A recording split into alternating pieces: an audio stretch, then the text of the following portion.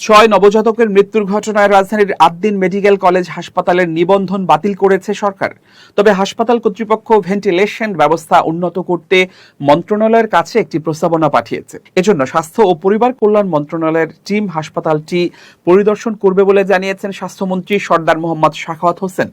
পরিদর্শনের প্রতিবেদন পাওয়ার পর হাসপাতালটির ব্যাপারে নতুন সিদ্ধান্ত আসবে বলে জানিয়েছেন মন্ত্রী।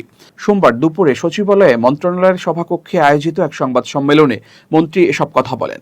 স্বাস্থ্যমন্ত্রী জানান, 6 নবজাতকের মৃত্যুর ঘটনার পরপরই সরকার প্রয়োজনীয় ব্যবস্থা গ্রহণ করেছে এবং ক্ষতিগ্রস্ত পরিবারগুলোকে সহায়তার আশ্বাস দিয়েছে। দুর্ঘটনার পর থেকেই হাসপাতালটির অবকাঠামো পুনর্গঠনে কাজ চলছে।